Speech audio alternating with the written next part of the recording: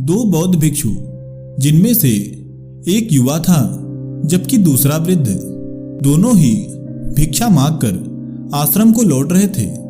आश्रम से थोड़ी दूर पहले ही एक नदी थी।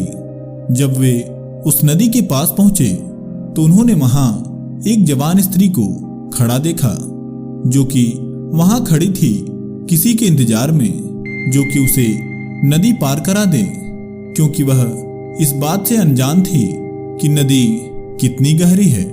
उसे देखकर बूढ़े भिक्षुक ने सोचा कि क्यों ना इसे नदी पार करा दिया जाए, लेकिन तभी उस स्त्री को छूने के ख्याल मात्र से ही उसके शरीर में मानो बिजली दौड़ने लगी। मन में तरह तरह के विचार उठने शुरू हो गए।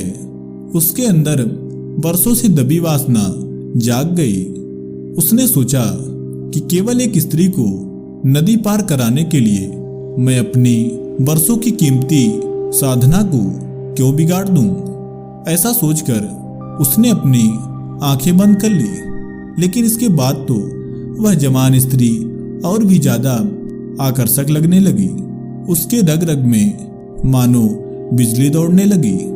एक ओर उसका मन यह कहता कि उसकी मदद करके उसे नदी पार करा देना चाहिए। यदि ऐसा ना करें तो यह गलत बात होगी। लेकिन दूसरी ओर मन कहता कि स्त्रियां साधुओं के लिए एक समस्या ही हैं।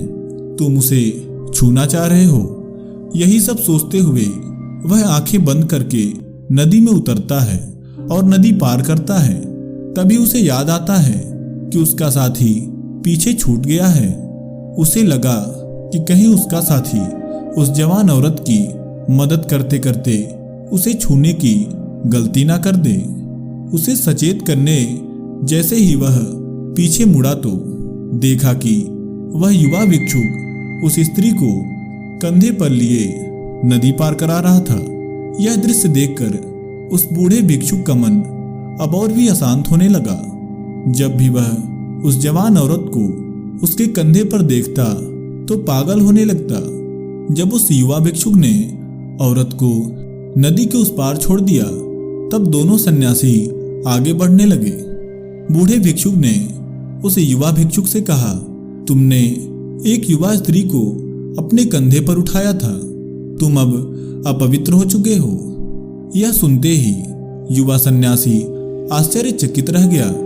उसने कहा, हाँ, मैंने उसे उठाया था और नदी के उस पार ले जाकर छोड़ भी दिया।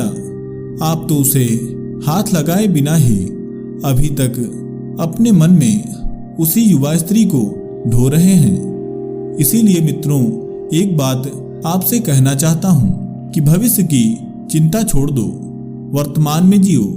अतीत के दरवाजे जिस प्रकार बंद किए जाते हैं उसी तरह भविष्य के दरवाजों को भी बंद कर दो। इंसान को जो भी मिलना है वह केवल वर्तमान में ही संभव है। जो आज आप कर रहे हो वही आगे चलकर आपका भविष्य बनेगा। यदि सुखी जीवन जीना चाहते हो तो यह 3 बातें हमेशा अपने मस्तिष्क में रखना। अतीत की चिंता मत करना, भविष्य का विश्वास कभी ना करना और वर्तमान को कभी भी व्यर्थ ही मत गंवाना।